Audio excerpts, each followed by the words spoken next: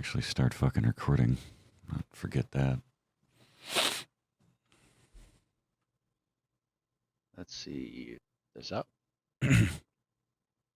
Pop your collar. Get this. I was wrong, Ken. It is audio output. Audio input It is? Okay. Something else. I don't know why that's even in my sources list. Oh, wait. Oh, that's capturing me. Why is... Oh, screw it. It's working. I'm not going to try and fuck with it right now.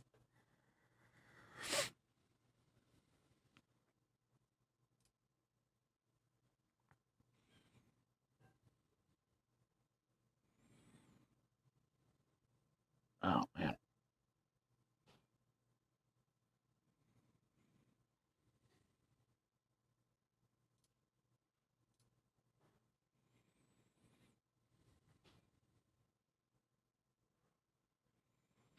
Oh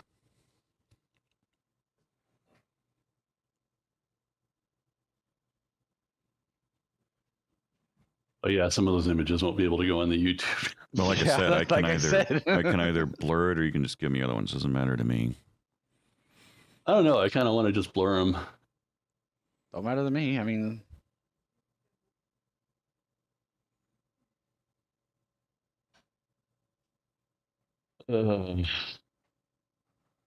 like I said, some of the booby ones,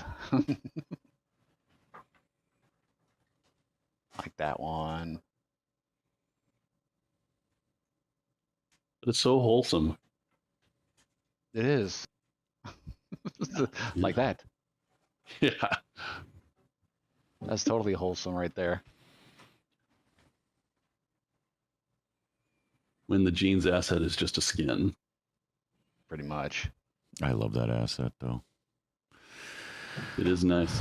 Okay. I gotta find the cocksucker. Shit, rubber bands. Yeah, pretty much. No, the most recent Windows 11 update has really pissed me off because they took away the favorites from the my PC area. It's just fucking annoying. Yeah, thanks, Windows, you fucker. Okay. Ready to go? Ready to go. All right. I guess I'm ready. Welcome to the 1/21/2023 first live stream of the year for Stone Fox Studios. My name is Zor. I'll be your MC. And the rest of the actual artists and the ones that matter can introduce themselves now. Go ahead, Ken. All right. My name is Ken. I am the artist for Chasing Sunsets, as most of you know. That's pretty much all I do. And I'm Stoya. I'm the creative half-wit behind the story, narrative, and coding for the game. So not much to it other than that. We're just both really excited to have another live stream. The last one was almost a year ago. It was almost exactly a year ago, in fact. Really? So yeah, it was. We tend to do them every other chapter. And so... Oh, that's right. So even though this is specifically the Chapter 6 live stream, we're also covering Chapter 5 here, since we haven't spoken to the fan base like this since it released. So without further ado. Moving on. All right, so we're going to talk about Chapter 6. And 5. No, I'm just going off of what I was given. Right. Yeah. We'll get to 5. Yeah. We're starting with Chapter 6. Or should we just jump over and start 5 and go in order? No, I think that's fine. Chapter 6 is the latest and greatest. It's the freshest in everybody's mind, and it's also relatively representative of Chapter 5 as far as the numbers go, because they were both at around 1,600 renders. There's one crossover. So in fact, you'll see it as one of the images that's flashing through the screen share right now. We see Christian with the newspaper up, hinting at the ending for Leap of Faith, and we are deeply appreciative to Drifty for giving us the opportunity to kind of give a shout out to his game there. We added a couple of features, including fetish on ramps. So there are options in the game now to sort of push the love interest towards a specific fetish. In the case of Mallory, you can kind of open her up to butt stuff, and How did I know that was going to be it? right. And then in the case of Jay, you can get her to kind of embrace the whole sibling aspect of their relationship in a more sexual way. So something we kind of wanted to experiment with was shaping the love interests' attitudes towards different elements of the relationships that you build with them. It also give players the ability to kind of shy away from that. So some people don't like butt stuff, some people don't like foot stuff, some people don't like the whole the whole relationship dynamic between Jay and Alex. So we wanted to make how much we dwell on that a little bit something that the player can calibrate to some degree. We added 11 new songs. Again, 2 of them are exclusively composed and will only be used in Chasing Sunsets, thanks to our relationship with the composer. And we've begun the crossover of the underlying platform to allow for localization. We had so many things that we didn't account for when it comes to translation and allowing people to convert it to another language, that it really is going to require some fundamental changes to how the game was built in order to make that possible going forward. That includes the fonts. So the fonts that we used were very, very difficult to use with, say, Portuguese or with Russian. And so we've with the Chapter 7 development especially, we've begun moving towards a font style that can be localized. Were you going to say something, Ken? Yeah, I was going to ask you, was that all about the RenPy update? Like the No. version? Okay. No. So what really makes translating the game challenging is a lot of the features, like the achievement system and the way the gallery's built. The phone, it causes challenges for translation. And Grub, I see that he's joined us for the live stream, has really gone out of his way to help understand what some of those problems have been. Because when we started the game, we had no concept of the fact that it would ever take off in any meaningful way, or that we would ever even want to translate it, that it would ever be big enough to translate. And so now that we've kind of gotten 3/4 of the way down the road with the game, we're having to revisit that. So in any case, that's kind of Chapter 6 in a nutshell. We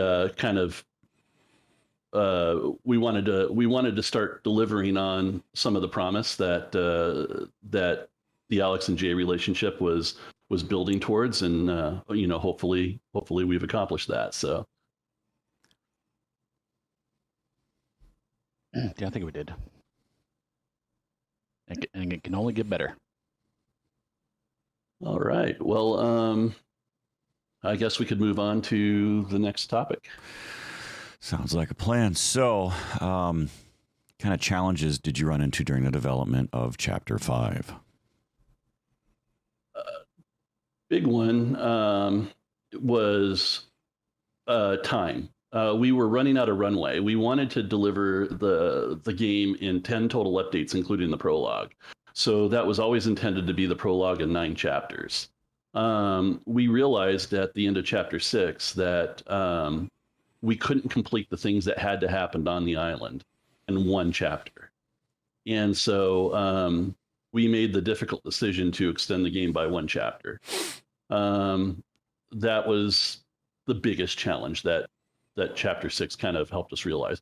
And I'm actually impressed that we've only miscounted by 1, because neither of us had ever done anything like this before when we got started. We had a plan that we were going to try to execute towards, and it got away from us a little bit. And but rather than extend it on to perpetuity or go back and remaster the first half of the game, we just chose to add the content that was necessary in order to deliver the vision that we originally had. The other challenges, I guess, would be, I know that it sounds silly, but DAS updated before we began developing Chapter 6. And we were on, I think, what was it, 4.16? Yeah. For the whole thing. And the main reason was that DAS 4.2 or 4.21 or whatever it was changed 4.2. 4.2. Yeah. It started. It changed the way lighting was done, ghost lighting in particular, and we wanted to keep the art consistent through the chapter. So it kind of forced us to stick with the older version. And with all of the attempts to force updates and whatnot, that caused us a few challenges. And we were especially worried that with the 4090s coming out, that the older version of DAS wouldn't support them, because that was the case with the 3090s. Was that we had to update the DAS version in order for DAS to work with the render engine with iRay on the new cards. And fortunately, that wasn't the case with 4090s. We were able to continue with the existing IRA. Let's see. And I guess the last scene or the last challenge really was kind of trying to do the J scene justice, because it's like anything else. When there's a lot of buildup, it's really, really easy to underdeliver, and it's really easy for things to not quite pan out the way you hope they would. And so we wanted to make it kind of worth the wait. And so we spent an incredible amount of time trying to do that. And hopefully that manifested in not only the lewd scene itself, but kind of the follow-up, the fun that went on through the whole night, and the concierge knocking on the door and they're still going at it hours later, and the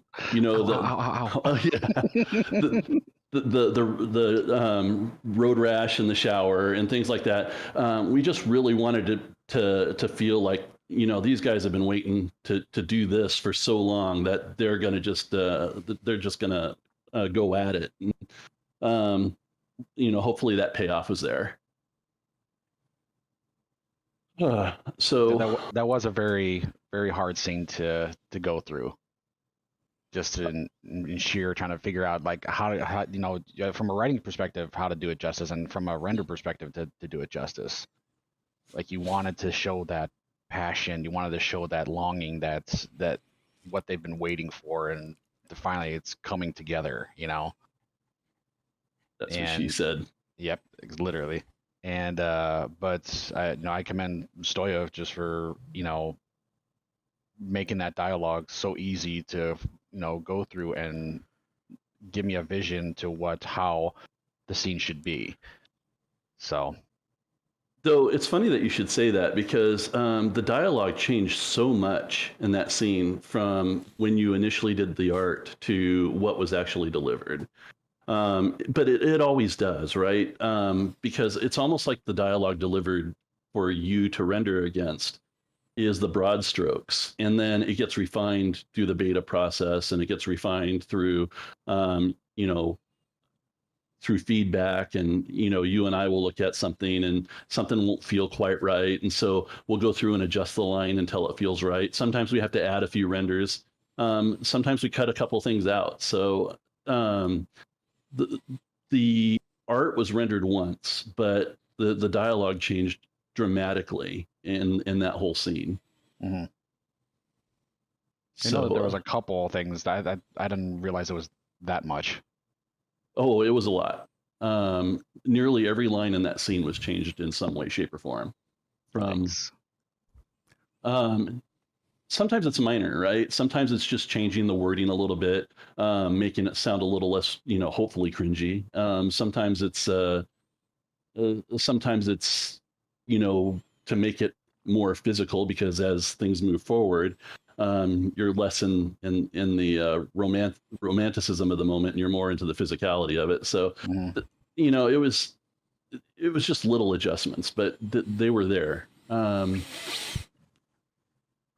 So did we actually move into? No, okay. No, we No, didn't. now I guess that wraps up that section. All righty. Trying to how to word this and not look like a toolbox. I'm kidding. Your writing is fine. What's the reception, or what has the reception of the update been like for Chapter 6? You want to run with that one, Kent? Well, I mean, I've seen from my perspective, it's been extremely positive, and it just makes us feel that we're doing a good job. We're doing something right. We're doing something that people enjoy, and we just can't, we still can't believe that we're, doing it and still going strong. It's all the reviews, like from Steam, have been like over 96% positive. And we don't really pay attention to like the other sites, as most of you know. And There are no other sites. yeah, Right. right, exactly. There can be only one. We just we've seen like metrics on like how indie games do on Steam, and it's Chasing Sunsets has kind of surpassed those, which is, again, it's very shocking to us. In just in a short amount of time, and but again, we can just keep on, keep going up and upward and onward with it, and it's just, again, it's so much. I mean, I feel blessed that people are liking what we're doing, and that's just the biggest thing to me. And also with our, not just from Steam, but our patrons, and we just, from this chapter, we saw a big increase in that. I mean, well over like 15%. So again, it's just crazy to see how many people love this game and enjoy what we're doing. So Yeah, I would echo that. I would say that so we have the most contact with our Subscribestar and Patreon patrons. They're the ones that tend to come to the Discord. They're the ones we interact with on the daily basis, and so we feel very connected to that fan base. Whereas the Steam community, it's more transactional, right? They're making a one-time purchase, and they're playing the game once, and then they might play it again, or take a look at what's changed when they see an update queued. So while we're active in the forums there, it's an entirely different vibe. But it did seem like the ones that the fans that were the most connected with felt like we did the J path justice this time. But we also recognize that this was an extremely J-centric chapter, and so we'll talk about more the future chapters and kind of the direction those are going to go in the upcoming segment. Yeah, I think we can move on. Yeah. What can we look forward to in Chapter 7? Chapter 7, the title is going to be Cause and Effect. We'll start we'll start to see what the consequences are for the player's choices.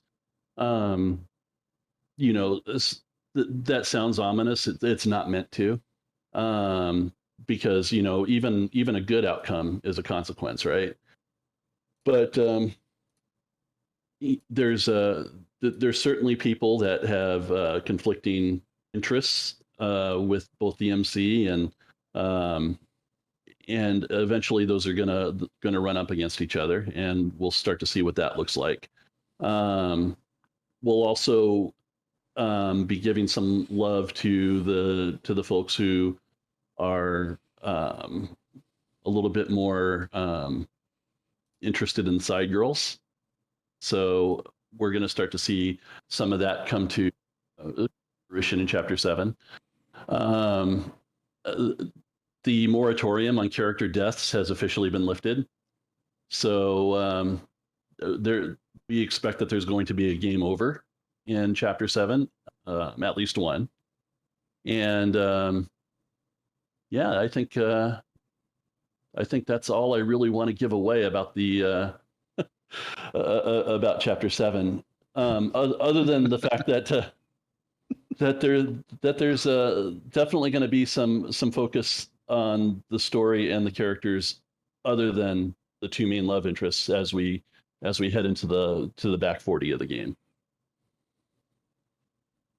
Should be fun. Should be. What would you like to accomplish in the coming chapters?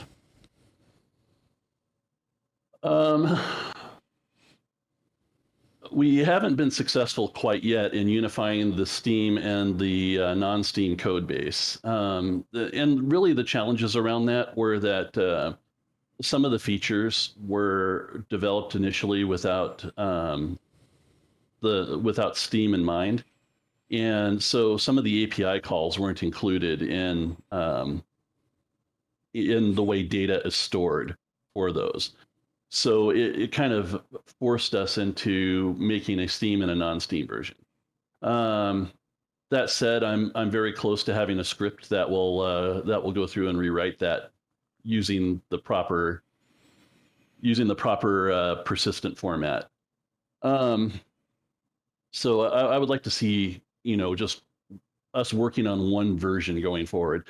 Now, I don't want to make it sound like there's significant differences between the two. There really aren't. It's all mechanical and under the hood. There's only one content difference between the Steam version and the non-Steam version, and that's basically a fourth wall break in Chapter 6.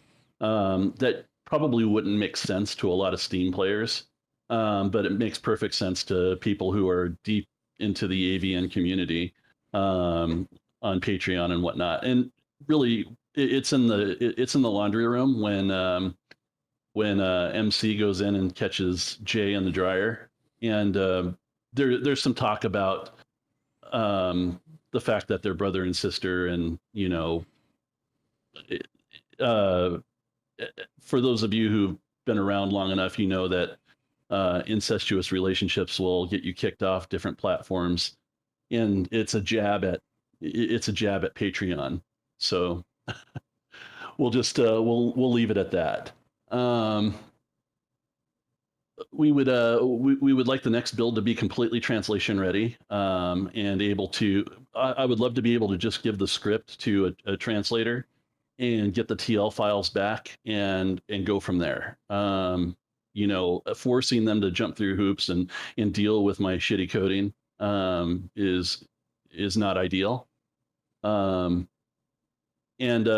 we're also looking at maybe expanding to other platforms like GOG or any other one that will carry adult content. And then last but not least, it's providing a satisfactory ending for everybody's path.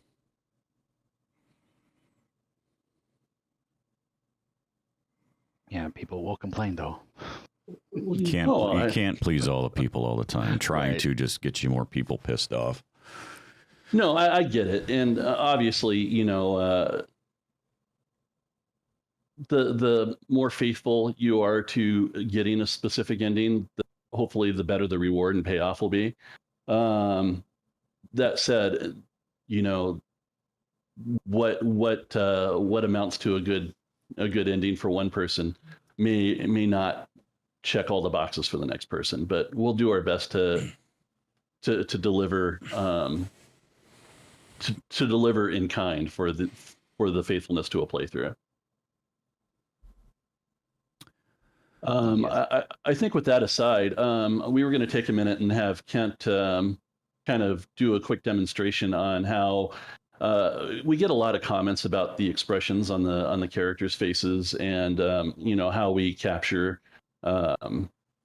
you know, the mood of the moment and whatnot. And you know, it's one thing that I see in other DAS work frequently, is that you know, sometimes the expressions are too exaggerated, or they look unnatural, or and that's not to say we don't do it for gags and laughs in our game sometimes, but one of the things that Kent frequently has said as we're going through the art together is that subtlety is key. And so I just wanted to make sure that he had a little bit of time to demonstrate kind of how his thought process works when he does facial expressions, conversations, and whatnot, to try to capture the moment without going overboard. So with that, I'll hand it off to him. All right. What I'm going to do is I'm going to stream. This is going to be like I guess a sneak peek. The scene that I'm working on currently. I'm just going to do I'm just going to show how I look at the dialogue and how I create the expressions to match that dialogue. And I'll tell you what the line is. I mean, it's really nothing too crazy. It's just maybe make 4 little images or whatever, or scenes that you're going to see. So I'll go ahead and stream here. Unfortunately, you're going to have to switch which video you're watching. So yeah. So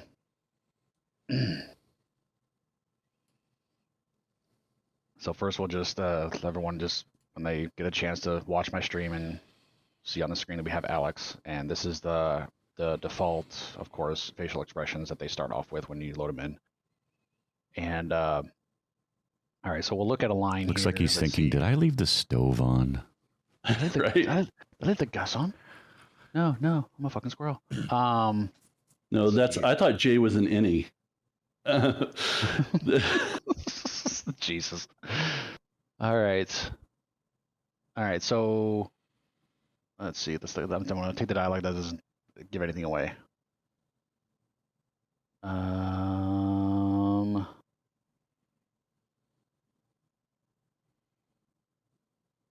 see. All right, we'll just do this one. So, okay, so the dialogue is, who could blame you? Or like, who could blame you?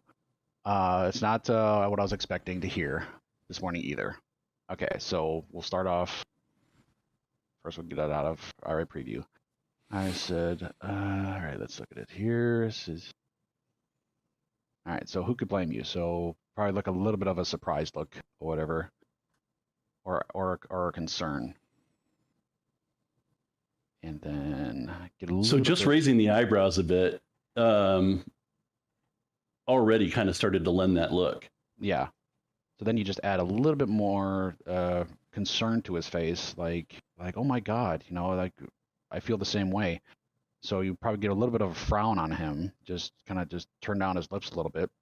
That's a little too much. And then just, and also maybe tilt his head slightly, or go back to the other direction, like expressing concern.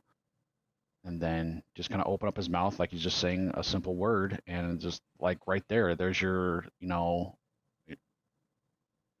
there's your, like, how could, where was it?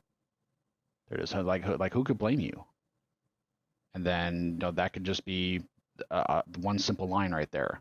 And then adding on to that is and then if like it's not what I was expecting to hear this morning either. So he can kind of do that in like a smirk or whatever like that. Like, you know, hey, you know, well, I wasn't expecting it either, you know? So again, a simple facial expression. As you can see, that's the first part of the line. Who could blame you? And then we would go back and now change it up again to where close the mouth just a tad bit, maybe take off the frown and tilt his head back the other direction. And then maybe give him a slight smile on the right side. And you don't want to go too high with it. Just,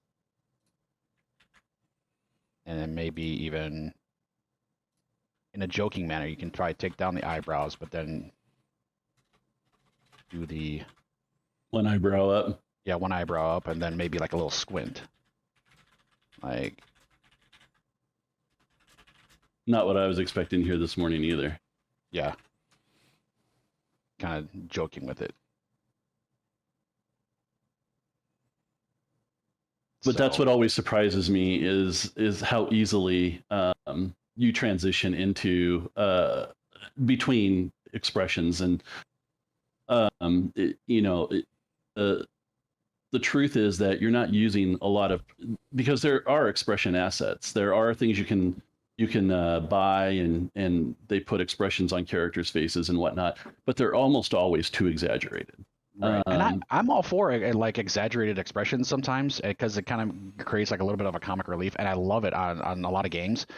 And like I've seen it on a bunch of games. I've seen it on Panda's game. I've seen it on Digi's. I've seen it on Meats. I've seen on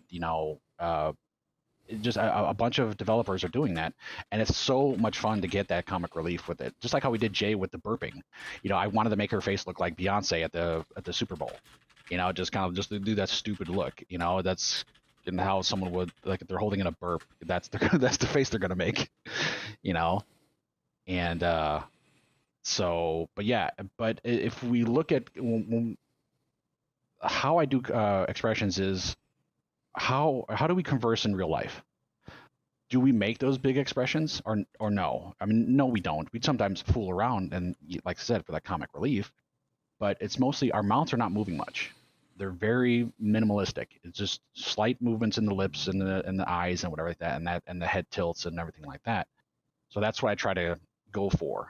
Just try to create that immersion into reality. So, and so let's see, like from this, as you can see, Alex is just like, he does his line, says, "Who can blame you?" And let's see, and so let's go to Jay. So, and if you guys want to know, I don't know if you guys see this, but I have the rule of thirds grid on, and that is a good indicator of how to keep eye level to me. So say like a Jay is now looking at Alex. So if say she tilts her head. So right now it doesn't look correct. It doesn't look like it looks like she's looking down or looking up. So basically I try to keep her eyes within that thirds. So basically I'll bring her head down in between those two thirds. So now it looks like she's actually looking at him. So, and then like her response for that, and to what he said, again, could just be a little bit of concerned, and then again a slight opening like she's talking, and then she can agree jokingly, and she'll have a slight smile to her face as well. I gotta say, of all the characters in our game, Jay does the wide-eyed expression the best. Yeah. Yeah, it doesn't have the deer in the headlights look. So one thing I've noticed with some of my characters, it is really difficult to get the eyes to look right. Yeah. It definitely is. There's a squint feature Pug pointed me to about a year ago, and that was a lifesaver. But even sometimes it's just still doesn't work. Cheekbones or the cheek gets too high, so you got to compensate for that. And Yeah. I don't really mess with those, like with the cheeks and everything like that. It's mostly just the eyes that I mess with. No, I know, but sometimes depending on the kind of smile, it pushes your cheek up. So then it pushes up the bottom of the eye. So then squinting actually makes it look like they're staring into the sun. Right. But also when your characters are smiling, that's another thing that you have to be cognizant of. Like the smiles don't go higher than the top of the lip. Yep. So they have to kind of stay like even. If they go any higher, then it looks just too unnatural. So that's why it's not possible. well, yeah, but I'm just saying Unless you're the Cheshire Cat. Exactly. But I mean, you can see like, when I do some expressions on Jay, just as joking around, like when she did was it chapter 5 when she handed Alex or chapter 4 when she handed Alex the bag of for his lunch. Let's see here. So I would go like in this and just take out the smile and like that. I mean, that's unnatural. That will never happen. I mean, just never will be like that. So but you still see it. You still see it in in a lot of art, and it kind of. You need to print that out and then like post-work Joker makeup. Yeah, right. I'll do it. And, or like even like frowning. It's like, where's the frown? Frowning is awful because like. See?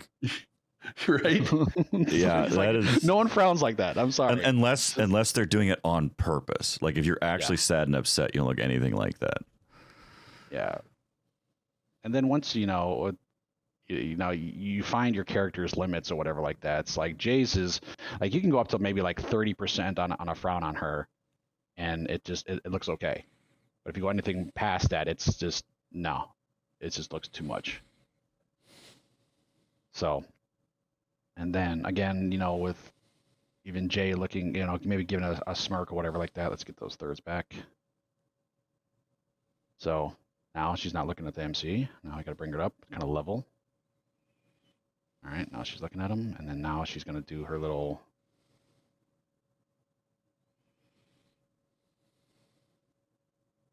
And give her a little bit of a squint. So imagine doing this 1,600 times per chapter.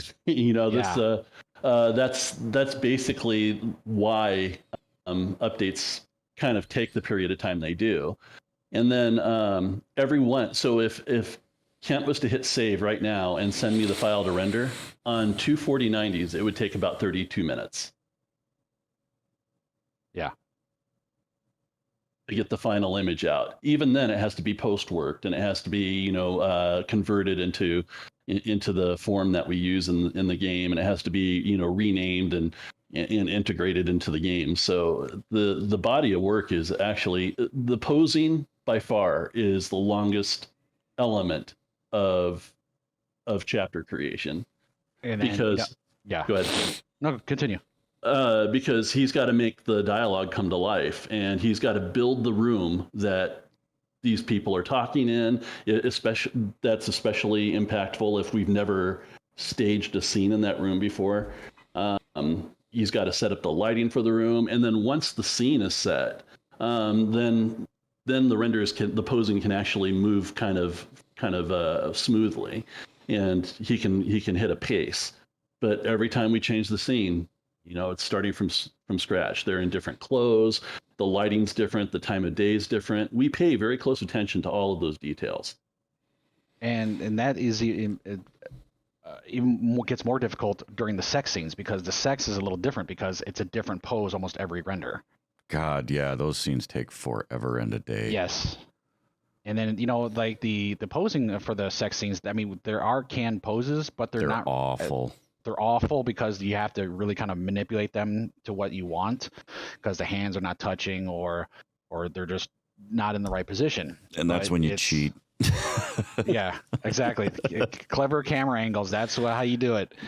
There's so many times where there's clipping, but the camera can't see it. And from where it is, it looks just fine. Right? Yeah. So that's the other issue too that I have, is it feels like sometimes what's considered a limit on an appendage isn't a real limit. Yeah, it should be farther than that. But you can bypass the limits, right? Oh, I know you can. But then you take something like that expression that you did. That smile can never literally happen in a human. Yet, so shit like that is within limit. Yeah. Right. Yeah. Yeah. And I've noticed that, a lot of, but what's sad about it is just, of course, with the whole 3D thing, is just the textures. I mean, if you try to rotate her arm back to try to lay on the bed, you know you can do it in real life, but it doesn't do it in Daz. But if you undo the limits and then you do it, and then the skin looks completely fucked.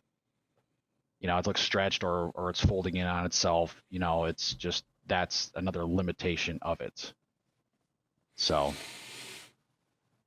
but yeah, and as you can see, there's Jay's little, sarcastic look or whatever. For taking all of 30 seconds to it, that is just a fucking wicked awesome expression. I like it. It's subtle but powerful. Yeah.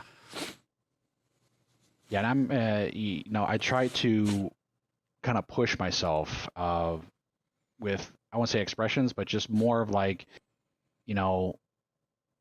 going beyond it a little bit, creating that feeling, and with the expressions is like, I also, when I go through this dialogue, I talk to myself in my head, really, and then I try to picture how would my face look when I'm saying this, and then I'll try to translate it over to the art. So that's why we can never meet in person, because I'll start seeing Jay's expressions on him, and it's just going to ruin everything in our relationship. I'm getting bad images in my head, so easy. I know. But how long have you guys been on Steam, by the way? It's been like half a year. We went up on it in April. April, okay. So, yeah, it's been quite the ride. I'm not looking forward to the tax statement. You know what? Because don't want to know. I just don't want to know. All I'm saying is I'm just going to be envious. None of the platforms that you distribute on, take taxes out. So basically, you have to set aside what you think is going to be the tax burden, and hope that you estimated or guesstimated properly. So before, it really wasn't an issue, but Steam makes it an issue. So it'll be interesting. United States taxes, not fun.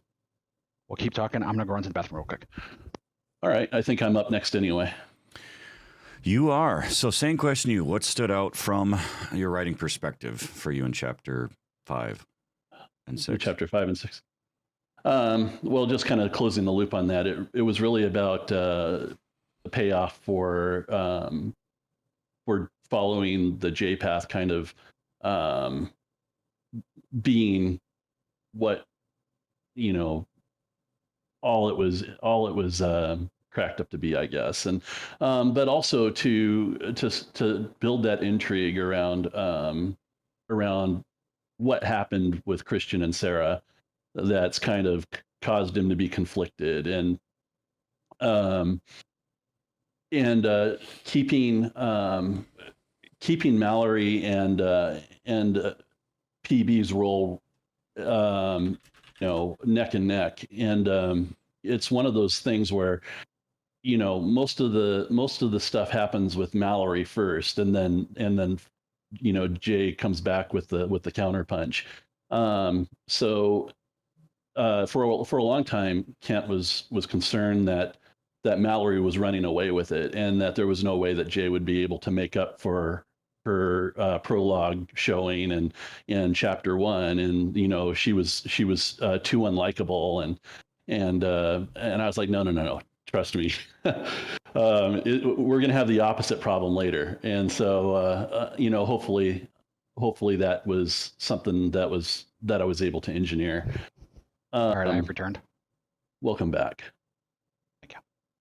But to go on about that, I won't say like a counterpoint, but the reason why it just felt like we brought in Mallory, and she was just this, like how you said it, like Jay was kind of like this kind of like conflicted character, and I've thought that the way I saw people saying, oh, she's kind of unlikable or whatever like that, like Jay was, and I was just like, well, I hopefully Jay has those quirks that Mallory can have, because Mallory was just like this bubbly, smart ass nerd or whatever like that kind of just came out of nowhere. So that's why I had that was my concern, but I left it in Stoya's capable hands. He delivered. Well, hopefully. But that was pretty much it. Was with Chapter 5, we really led up in Chapter 5 to things kind of going towards sealing the deal with Jay in Chapter 6, and so there was.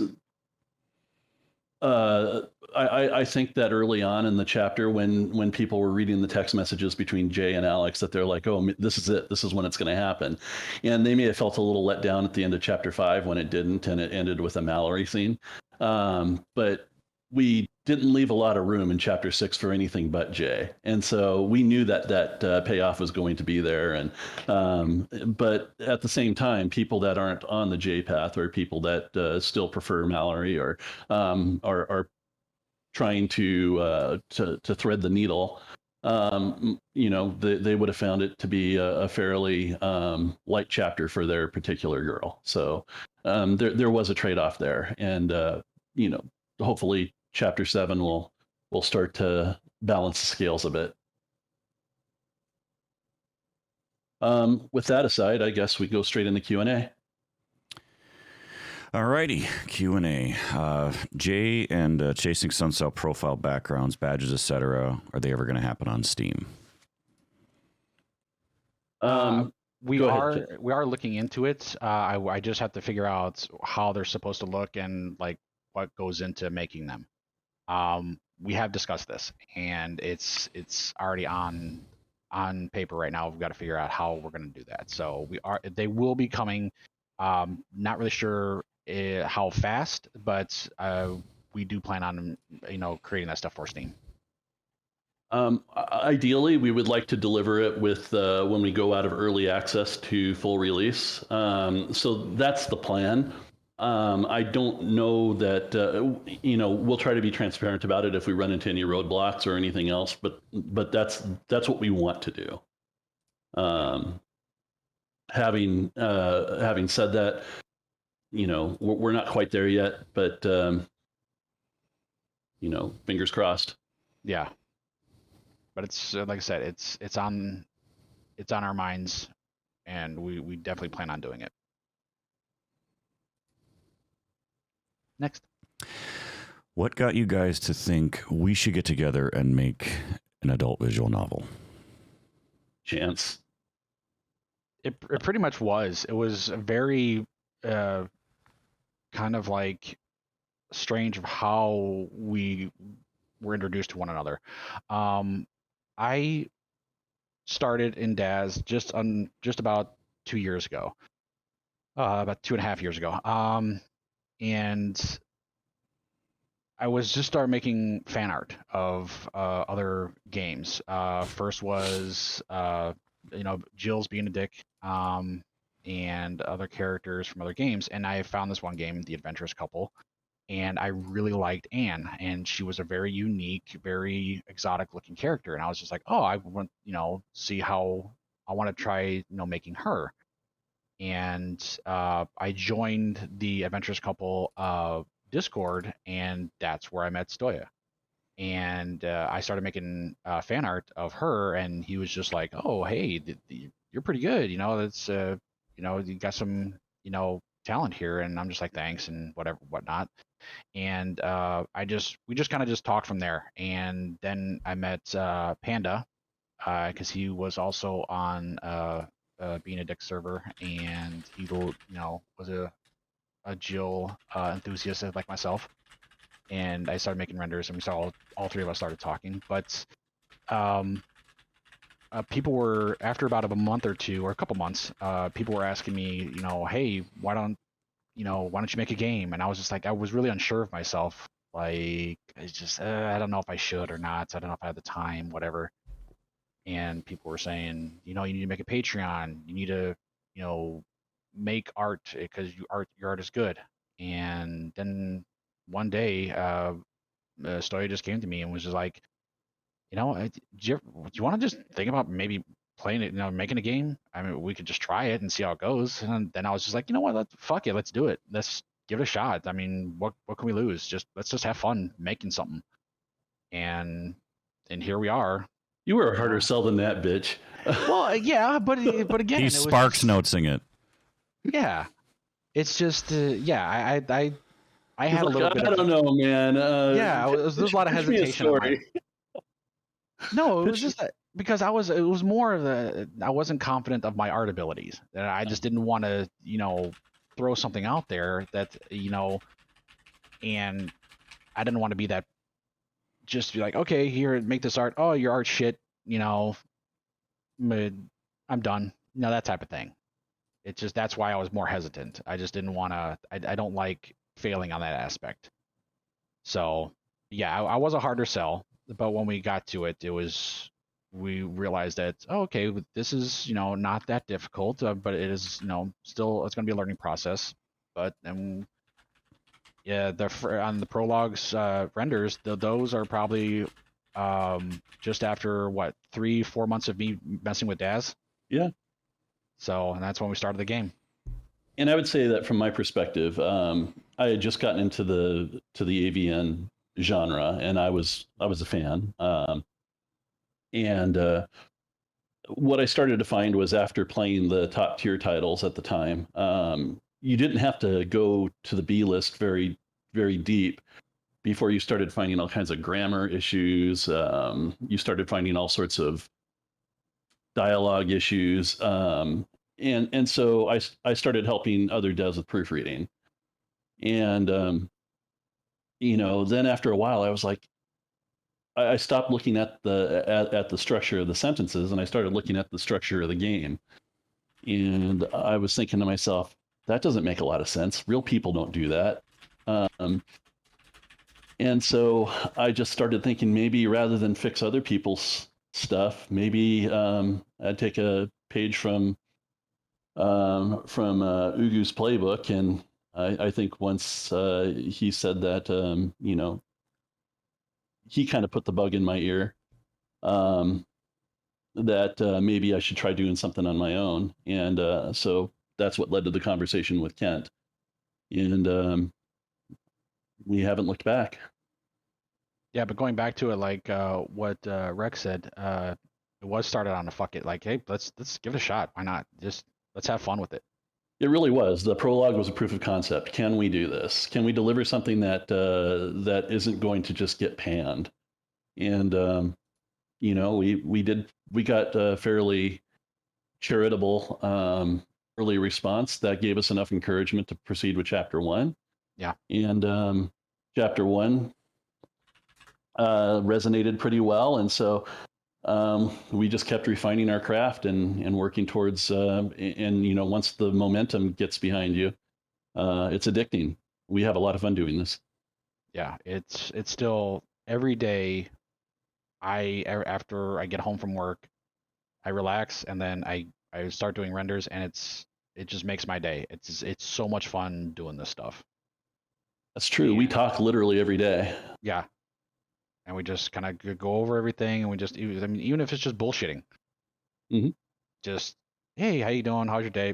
Good. And work sucked. Whatever, that type of shit. And then it's it's a renders, and then I crank out renders, and then right before I go to bed, I send them over to Stoya, and he renders them out for the night while he continues the code. Indeed.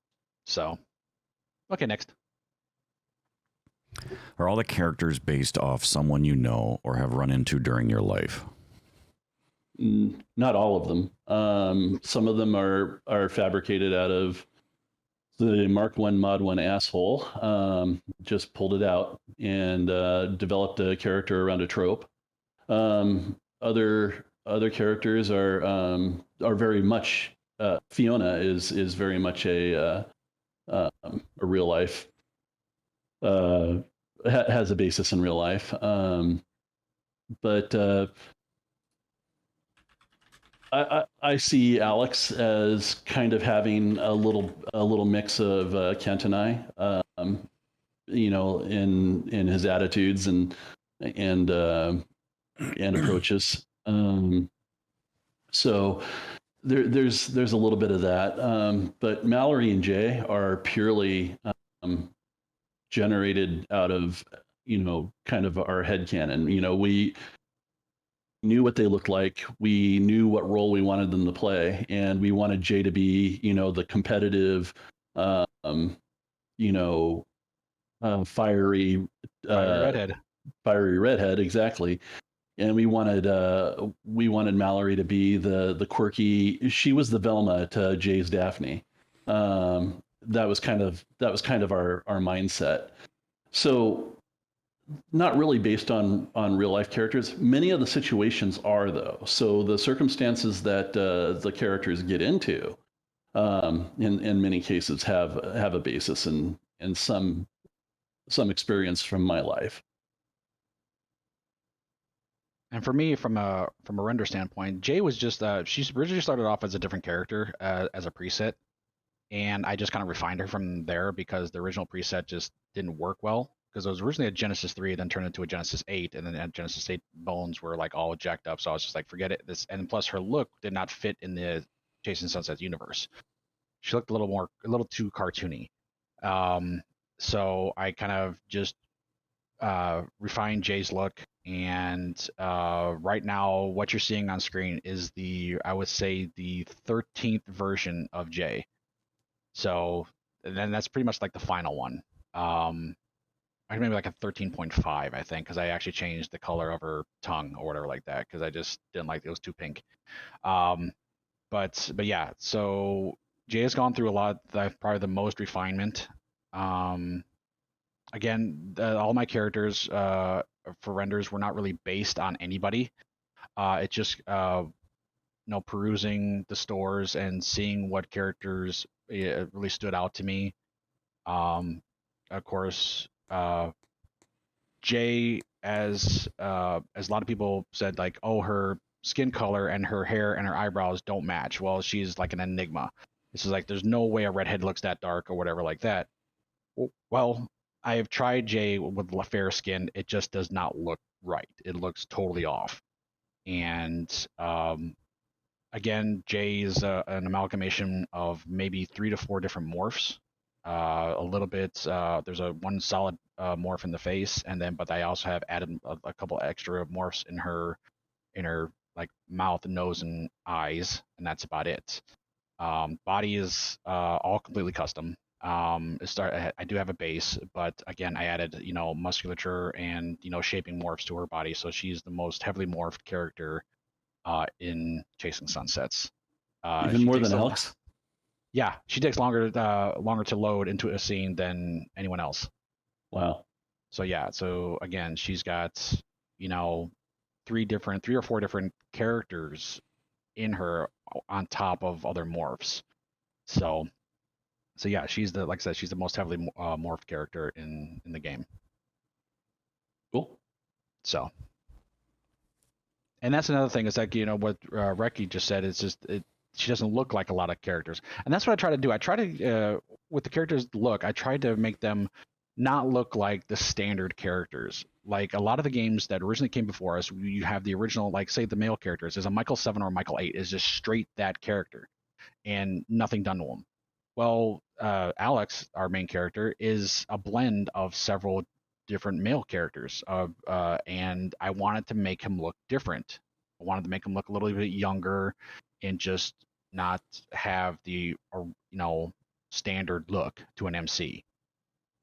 Make it a little bit different, and that's hairstyles are where everything falls down because there are a limited number of hairstyles out there in the Daz universe, and so if you see the same hairstyle on 2 different characters, a lot of people don't have a refined enough eye to see how different the characters really are on the face or body. Right, and also there's also limitation or accessibility to those hairstyles. Like for males, there's not a lot of male content or in the Daz store or anywhere else. It's just it's geared more towards women, like making female characters. So that's why you see the constant, same hairstyles or same clothes or whatever like that. Same clothing store. Yeah, exactly.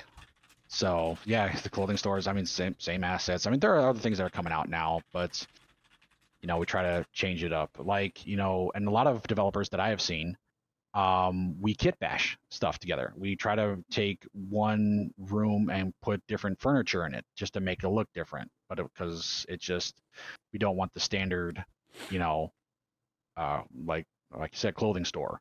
we'll get like the clothing store, but then add different, clothing options in there just to change it up a little bit, So,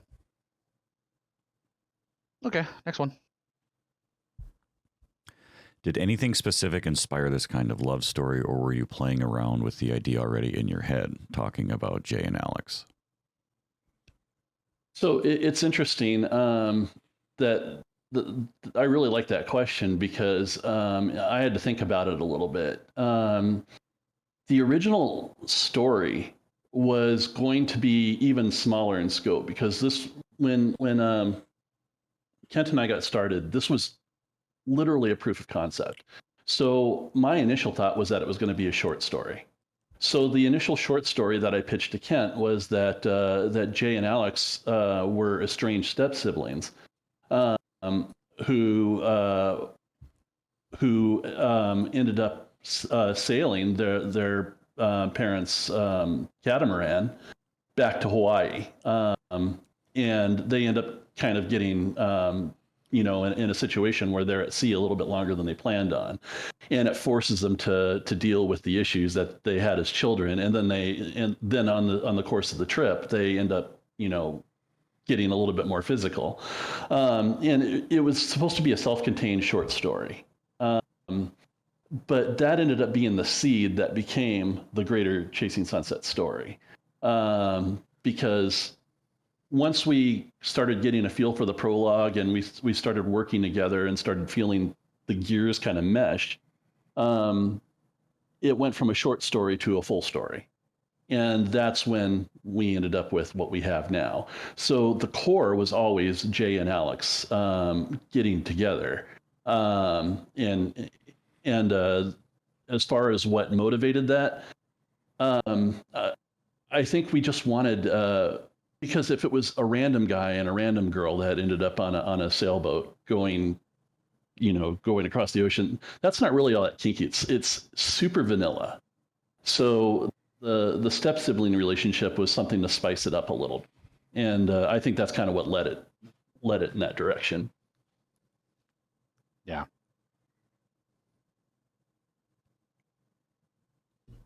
Ready for your next one?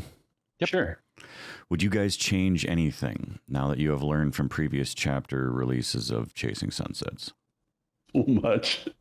Not necessarily with the story, but how we approach development. The thing is, though, that we've learned as we've gone and we've adapted pretty well. But I would have been mindful of the custom coding having an impact on the ability to translate the game. I would have integrated some more dynamic camera behavior to still scenes throughout the game than we did, so that it wasn't quite as static. I would have made different choices with the music, because knowing what I know now with the challenges with music licensing, it is a can of worms that can get you in trouble 6 ways from Sunday. There are a ton of lessons learned all the way through.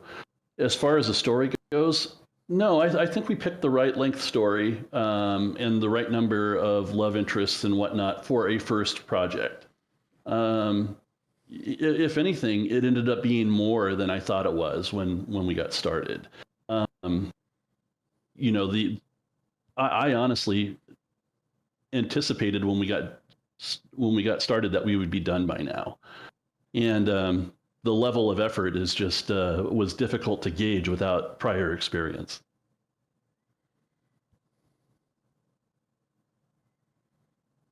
Cool. Next. Now, can't fucking see. Now we know both of your favorite main girls. Now, who are your favorite side girls? Who is Stoya's favorite girl? Well, I'll let you start, Kent. Side girls, that's difficult. Because each one is just in their own rights, they stand out.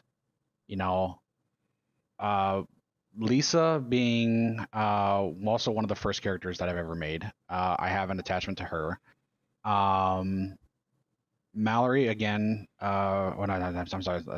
Side girls. PB is because she's very quirky and very I won't say naive, but she's also very smart.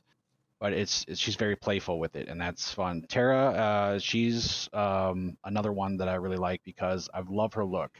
She has a very mysterious look about her when she gets, when I pose her a certain way, and she's a solid, best friend to Jay. Ricky, again, very cute. I really liked her look. Just again, a girl coming into her own at 18, 19 years old, and she knows what she wants. Again, it's hard to pick a best favorite side character. But what what heads my side characters, I think it's pretty much like Lisa and Tara are neck and neck to me. With me, I break it down. To me, I break it down on appearance and personality, right? So I don't disagree at all. I think Lisa and to me, Lisa takes the cake a little bit because I like her personality. Being hyper competent, being a switch. She can go dom. She can go sub. I kind of like those elements to her personality. And I like the fact that she's got standards. Like she won't fuck around with MC if it's going to put her in the middle between her and between him and Jay. So from a personality perspective, that's really appealing to me. But from a looks perspective, I got to go Bianca. I mean, yeah, Bianca is actually she's gaining traction. I kind of liked making her. She was actually a fun one to make. Making a more milfy style character with different proportions, maybe thicker proportions, but still keeping that that hourglass figure and still staying in shape, but as an older female. Yeah, she's up there too. Yeah. All right, next. Is any of them going to get knocked up? That would be venturing into spoiler territory. But what I will say is that in the remainder of the playable game, there's not likely to be pregnancy as a kink. Only because the reality is that that if you create two different world states where a character can be pregnant or not pregnant, you end up effectively doubling your work because you have to render every scene twice. Or if there's multiple girls in the scene, and I honestly, I don't want to speak for other devs, but I think that was the downfall to Sisterly Lust. For those of you who played that game, was that there were just so many different combinations of pregnant and non-pregnant girls at the end of that game, where they had to be in different scenes together and whatnot. That that it probably just drove the dev over the edge. There's a point at which it's not scalable. So hopefully that answers your question. That doesn't mean that there's no chance that that we won't see pregnancy. It's just probably not going to be it's not going to be a Boolean deal where you can choose to have the girl pregnant for the remainder of the game or not pregnant for the remainder of the game. Cool. Next. What did you guys blow your first $1 million from game sales on? I wish we made $1 million, but no, we haven't made $1 million on this. But I can answer this. Like, what we spend our money on is exactly what we say. It's the development of the game. We have actually just upgraded our computers to have the latest and greatest stuff, so we can actually get stuff out to you as fast as we can, and in a better and also a better quality. The only things that I have kind of splurged on is I had to move out of my old apartment because it was a shithole, and I got into a better apartment, and that's pretty much it. Nothing too crazy. So. And I would echo that. The bulk of the proceeds from the game have gone back into the game in one way, shape, or form. That the positive side effect of that is now I have a gaming rig that can be seen from space, but it doubles as my development rig. So this. What did you do? The 1000D or what? Yeah. Yeah, it's the with like 36 fans in it. When I turn the computer on, the lights flicker in the house. Yeah. And then once I get my second 4090, I'm gonna build another rig with it's gonna be like almost the same as Stoya's. It's gonna be a 1000D case, and then just go from there. I've already got, like I said, I've already got one Founders Edition 4090, and I need another one. I've already got my hard drives, and then I'm just gonna then get the cooling components and then get the case and then start building again.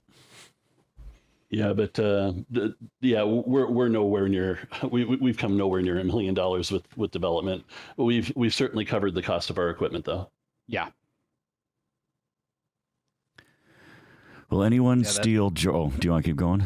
No, I was just gonna say sure. that Nen said on this is why did you DM me to pick your custom Stone Fox to be a Lambo? That was just a render, dude. Will anyone steal George's cream pies? They can try, but yeah, he's got a grip on those. Yeah, I got to tell you, that's one line you don't want to cross with George. He will.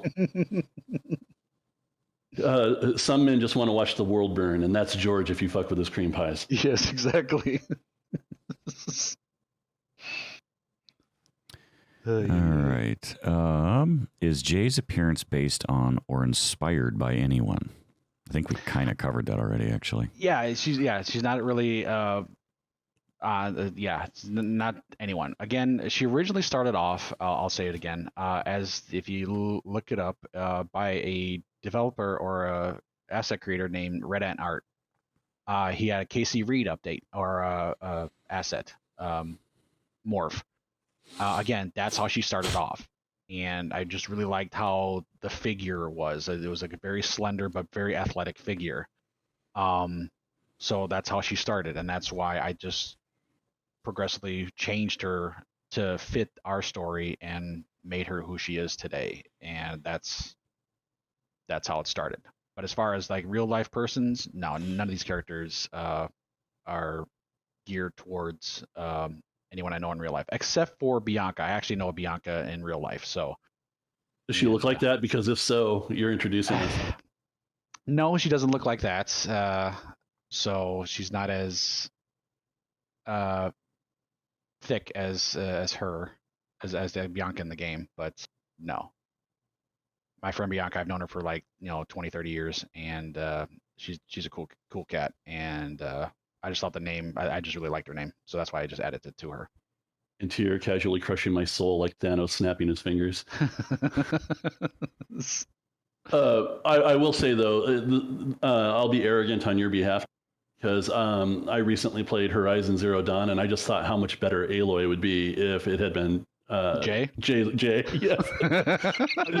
There actually is an Aloy outfit you can get with an Aloy, but attaching it to somebody else is an absolute pain in the ass. Like, it just doesn't want to work well. It actually fucking crashed my Daz. All right, I have to talk with Puggy. He's gonna have to make the clothing assets. I don't. Is he working Marvelous? I thought it was strictly Blender. He works in everything. The guy's a wunderkind, or whatever the German word is for prodigies. If they're where he'll figure it out. Yeah. Next one. Why does Alex have sad eyes? The Italian redhead mentions it in the prologue. Is it because of what just happened with David right before that? Because of Jay, or because of everything he left behind when he ran away, or a combination of all those things? The latter. It's all of those things, It's but most recently, it's David. So all right, David. Yeah, I have a friend named David, so I always read it that way.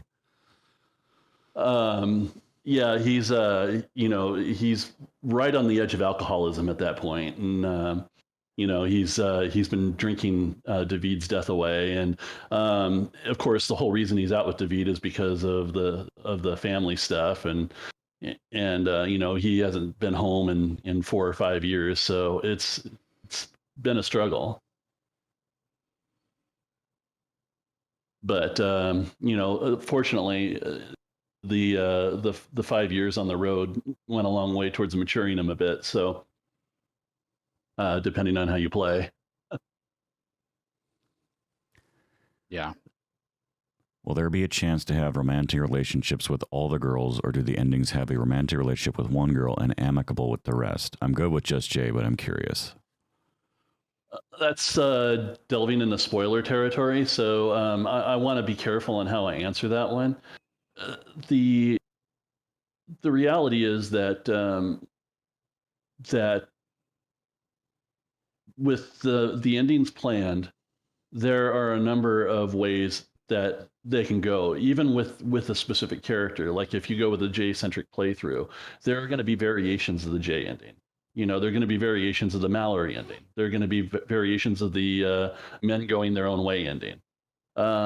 So the last chapter is going to be very, very challenging to make sure that we kind of deliver. That you don't pull a Mass Effect 3? Yes. No, I'm not so much worried about that. At the end, we just need to make sure that nobody was introduced for nothing. Nobody was just there for eye candy. Nobody was just there to get laid, except for Fiona. She was, she served a specific purpose early in the game, but none of the characters are throwaways. At least none of the female ones. Yeah. You can throw away the security guard at the annex if you want to. There's no ending with Barney. None planned. Sorry. All right. I think that wraps up all the questions that we had originally, so that we can go back to the questions that were in the Discord. And I think the next one is, how many of the original ideas have been left on the cutting room floor? None yet. None really, right? If anything, we've onboarded some things that we originally didn't plan to. For example, in Chapter 6, if you're not on the J path, you have an opportunity to tell Jay at dinner about how Linda seduced you when you left home, and that was something that was going to be discussed, but it was never going to be visualized, and so we decided to visualize it. I don't want to say nothing was left on the cutting room floor. We did make a couple of course corrections early on, especially. But they were pretty minor. If I think of one, I'll chime in on it later. But we've been pretty consistent with our vision. Okay. The next one was, will we get another scene with the helicopter? I don't foresee it, but we need to send it back to Puggy because he's gonna kill himself. No, he's gonna kill you guys. We need to import it into Blender and have it animated. Puggy's running right now. He's like, like, fuck you guys. Oh, there was one thing going back to it. Panda brought it up. The one thing that was put on the cutting room floor was the sleeping pills, sleeping butt plug pills. Oh yes, yeah, that's right. That was the one thing that I nixed. I was like, no, not doing it. But that never made it into the story because remember, the story completely changed after that. There was an entirely different arc for that character. Yeah. And so that was when we were in the discussion phase between going from the short story to the full story. Oh, that's another one. Bear brought up another one. What's that? Jay actually having a boyfriend at the time and cheating on him. Oh, right. Right. Yeah, that was the one of the initial concepts. Yep. But that was also part of that same decision change. Okay. Or that was because we had our initial thoughts about the story when we transitioned from the short story to the full story, but we never went anywhere down that rabbit hole. We ended up changing Mallory's role significantly, and we ended up changing the nature of the relationships on the yacht significantly. Before, we didn't have to retcon anything. It never got developed that way. It was just, it was early brainstorming. Yeah. So. All right. Next one. Let me go ahead and answer this one real quick here. Thumbs up. Okay. And let's see. Can we expect an Artemis crossover cameo soon? We are in talks with Digi. We have set up, Digi's already kind of set it up. So we're just going to figure out how we're going to do it on our end. But yeah, it's going to happen. We just have to figure out how we're going to play it into the story. Wow, that was remarkably frank. Well, I mean, we don't have, like I said, I don't want to give anything away of like how it's going to fit into the story, but it's just, right.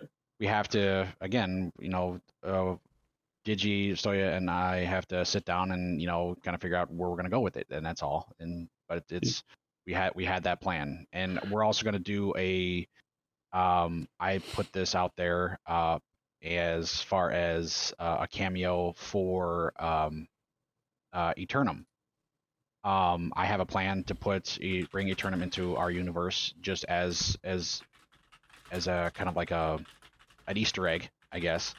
I've already talked with Charybdis on this, and he's all for it. And Stoya is also likes the concept of what I came up with. So something simple, something small, nothing too big.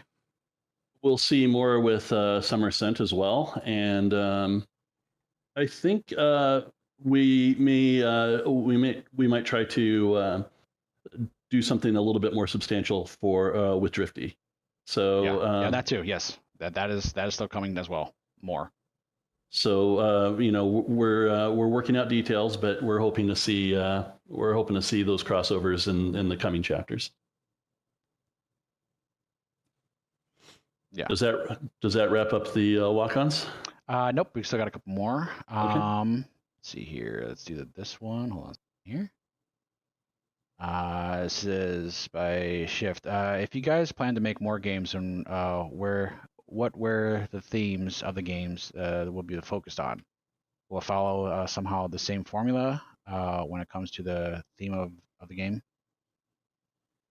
That's a complicated question to answer because we're still talking about it.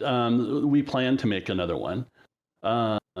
What form and what shape that's going to take is kind of up in the air right now. The poll that we put on our Patreon was overwhelmingly to continue the style that we've done, to keep doing what we do best.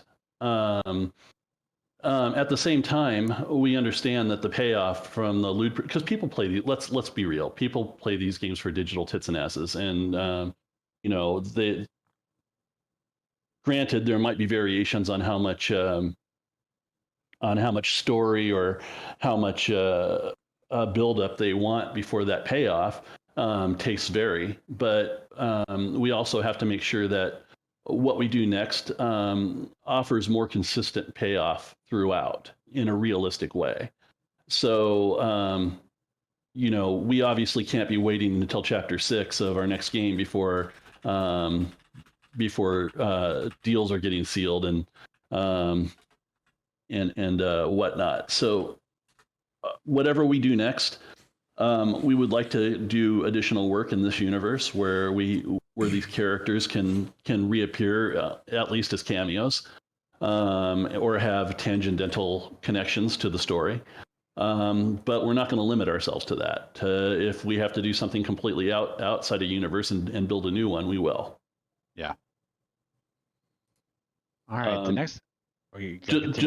Just to quote Kent, our next game will be in space with sonic showers, and everybody wears the same uniforms and has the same. And they're all bald.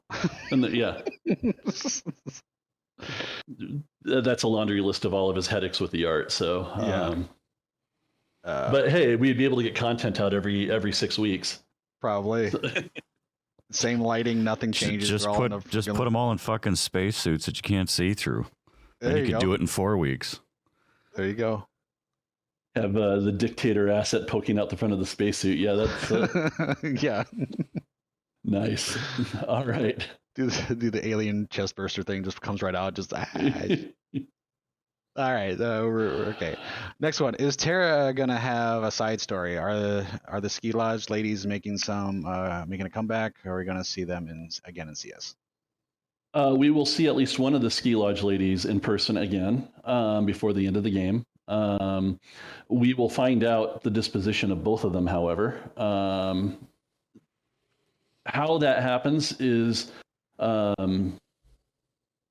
necessarily going to be central to the storyline, but we understand it's important for closure and to understand how their role was connected to the story in the larger sense. So as far as will Terra have a side story, that's the plan. Terra was popular enough that we would love to see her get mileage in her own property. So yeah, she will have her own game. She'll have her chance to shine. Yeah. Alrighty, and let's see. Now the next one is, how many different endings will there be? There were I think 8 or 9 planned that, but there will be variations on that. So those endings will there will be ways to modify those endings. So if anybody's played Babysitter, the ending when that came out was kind of modular. Basically, you got your main ending, but then there were attached scenes that kind of modified that ending in a way. And that's kind of the model that I'm shooting for, is that that you'll get your main ending, but then there'll be all the subtext around it. So,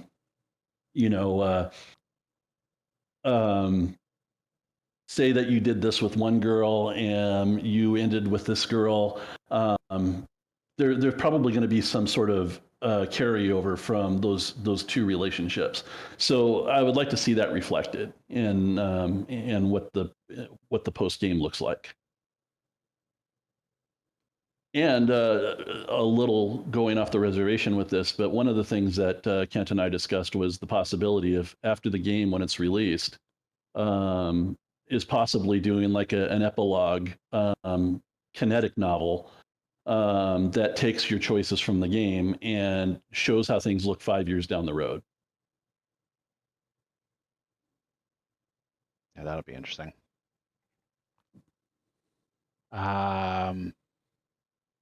Okay, so the next one is going with the whole different choices for Alex. Do you have an idea as to which is the canon path? Well, yeah, canon. That's a tricky word. Yeah, everyone's canon is different. I mean, precisely. So you really can't say which one's the right path.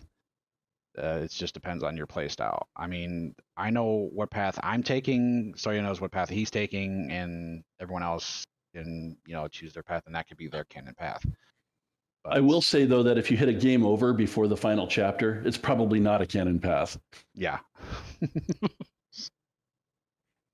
mean, it could be. Don't judge. Yeah. I'll judge a little. Some people like those horrid endings. I know, but you can only cater towards that so much before it becomes soul crushing. Yeah. All right. Will Lexi Diamante show up on Cameo anywhere else in the game? Before you answer that, that's another thing that was left on the cutting room floor. Jay was originally going to die in the scene where she went overboard if you didn't try to rescue her, and we changed that. Kent couldn't bring himself to render. No, I couldn't. Couldn't bring himself to render Jay on the morgue slab being identified by Alex. Yeah, this is. I'll tell you guys the story. I'll and because since we're not going to do it. There was going to be a situation to where Jay was going to die, and I had it in my head of, okay, so how are we gonna do this? How are we gonna show this? And it was, I had the idea of a morgue, and Jay was going to be covered, and Alex had to identify her body. I got the vision that I was coming up with of what he had to do, or how to show Jay, because he had to see her and everything like that. It was just the emotion that Alex, what he was going to go through. It was going to be almost like kind of. It was based off of two movies that I was looking at. One was both of them are just older movies. One was Rocky 3, where Rocky's trainer Mick died at the end of the fight, where Rocky was crying right next to him. And the other one was the movie My Girl, where Macaulay Culkin's character is dead and he's in the casket. And I think her name is Beta. I think that's her character's name. She was like, they were at the funeral, and then she was like, ran up to the casket saying, "Hey, come on, get up, we got to go," and she just couldn't understand that. Then people were just bawling. Well, I kind of put those two ideas together, and that's what Alex was going to do.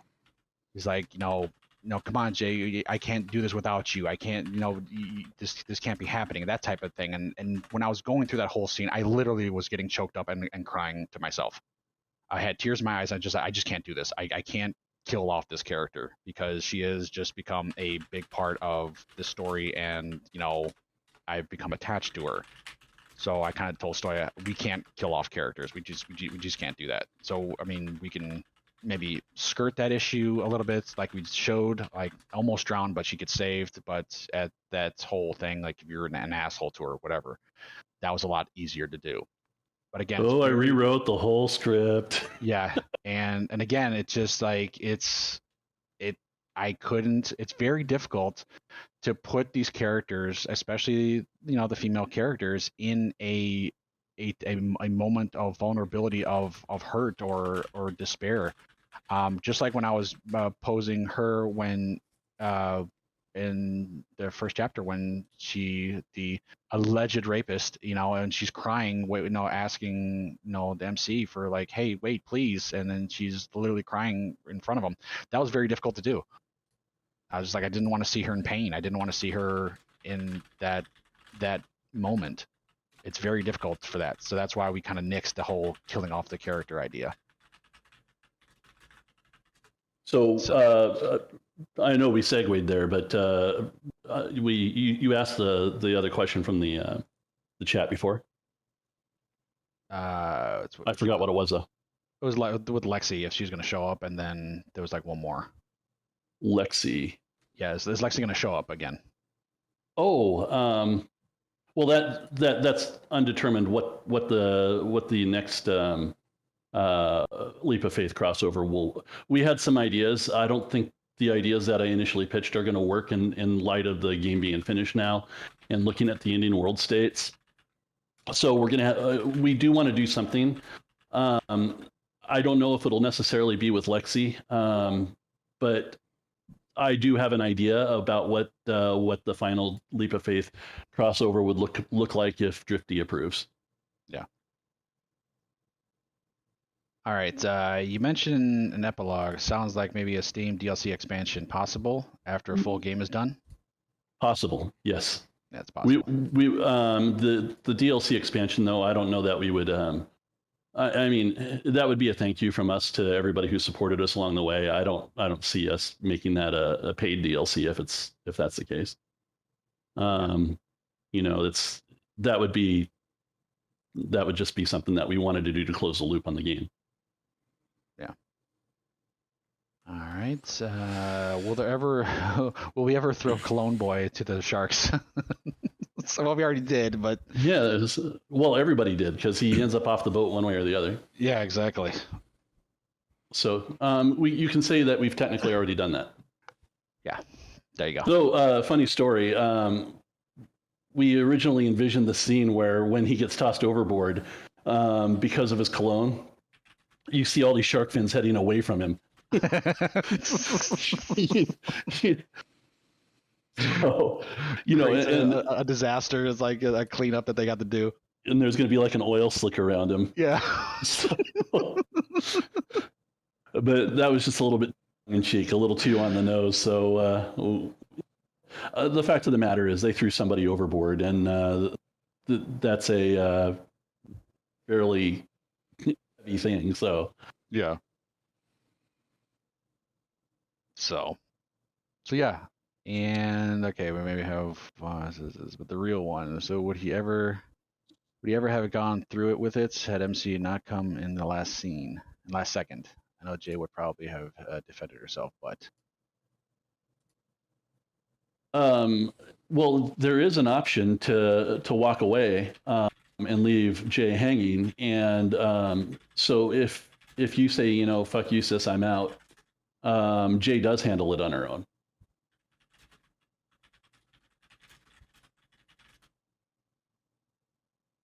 good times.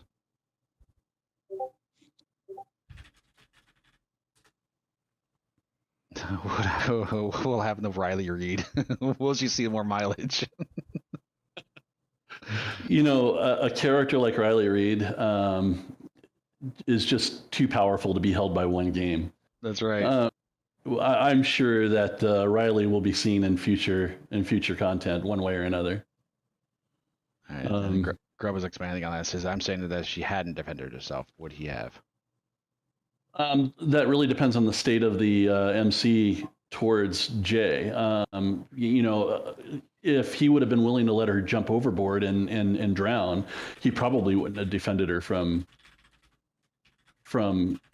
Christian. But if they were making the first steps towards reconnecting, I can't imagine that he wouldn't have. And who knows? George could be a practitioner of ninjutsu and stepped in. So all right, for this last question, we're gonna go ahead and stop it here. What is the most powerful scene emotionally that is actually in the game to you, or has it made it yet? Made it in yet?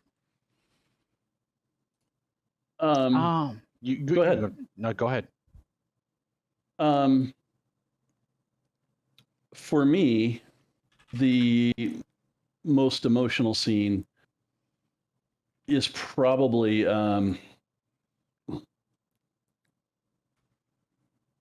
it's probably the chat between Alex and Jay after they seal the deal in Chapter 6, where Alex lets down his walls and says that he's afraid that, now that he's had part of her, that she won't give away all of herself. And, he's afraid of what it means and, how they're going to, how to move forward with it. And, it's the first time Alex is really vulnerable around her. Yeah. And because Alex is a cipher, and that's by design, because the main character has to be, to some degree, a projection of the player. And so while sometimes his inner monologue or his thoughts are not something the player can choose, Alex tends to approach things kind of from a neutral perspective. We try kind of hard not to make him passionate about a whole lot, because it might not reflect the mind state of the player. Right. And so something like that was kind of a big deal for him to come right out and admit that he was afraid. For me, it's kind of like a toss-up. Or there's two scenes. One was David's death. That was a very hard scene to put together, and also going to the talk after Alex and Jay got together, or that whole sequence is they're finally letting down their walls. They're finally getting together and showing that passion for each other. That was a very strong scene. but the first one that was in there was the David death scene. And when I originally thought of this scene, or the aftermath of it, I know it hit Stoya because I only made 2 renders, and I showed him. I was like, this is what the scene's going to be like afterwards. And Stoya said, yeah, I'm ready. Show it to me. And I showed it to him, and he says, all right, I got to walk away. I'm not ready for this. and he just walked away. And he took a minute away from chat for a minute. But yeah, so that was a very powerful scene for me, in doing this. So I'll say another scene that I'm somewhat proud of, even though it's understated, is how upset Lisa was at George's kind of deception around what he was doing with the will and kind of the engineering he was trying to do to make Sarah's last wishes come true. I really liked that there was daylight between them on that, and that she was she was taking the stance that you're meddling in other people's lives. This isn't your place. I liked Lisa's moral compass on that, and the conversation between the two of them, because they were both coming from a good place. They both had good intentions, but they were very, very divided on how to achieve that. Yeah. Good stuff. All right. Well, if that's it, then we did miss one question, so I'll address it very quickly. Dorn, I asked Bison, and apparently soon is the answer. Oh. Next drunken adventure with Bison. Okay. All right, then. Well, all I can say is we're continually humbled and flattered by the interest that people have shown in our game. We're super excited about Chapter 7 and kind of bringing this one home. To us, the mark of a successful developer is the one that completes the game and delivers on the promise that they make with the first chapter. And it's a hard thing to do. There's no judgment towards the people that don't, because it's so easy to underestimate the level of effort involved with bringing something like this full circle. That is what we're laser focused on. We absolutely want to make sure that this comes across the finish line in the style that it deserves, and that you all deserve for your patience and waiting on us to complete the game. And always with every live stream, we thank everybody. We thank all the patrons, all the people from Steam, for supporting us through this, and we can't do this without you. And it just gives us gratitude every day that we can bring you something that you guys enjoy, and it makes us feel great when we can put a smile on your face and you say, this is an awesome game. You guys are doing a great job. And again, we thank you from the bottom of our hearts. We really do. We just can't. It's still unfathomable to me to think that everybody likes this, and it's an immense feeling to do this for you guys. And thank you again for helping us through this and being with us this whole time. Not least of all, Zor, who's hosted our live streams consistently from the beginning, to Ugu and to Panda, who've been our admins and kind of our sounding boards, to our beta team, including Xerus and King Forbear and the other devs that have been kind of our sounding boards all the way through. Naughty Captain, Drifty, Clever Name Games, Stu. Wilson Wonka, yep, and Puggy for doing our, a lot of our assets and our animations. And again, kudos to him for learning what he's doing and then going shooting for the stars on that one. And solving Jay's asshole problem. Let's be frank. Yes, that was the big deal too as well. So, did she have the pink turd cutter issue? Yeah, she did. We fixed that. So. Yeah, it was like nuclear pink, and then then Puggy helped us tear that butthole apart and make it right. So she literally got reamed a new asshole. That does. Tear it apart. So, Tear that all right, ass up. guys. Well, thanks again, and we'll host another live stream after Chapter 9. All right. Again, thank you all for joining, and we appreciate you all. And we look forward to the next few chapters and next live stream with you guys. Peace. All right, later, guys.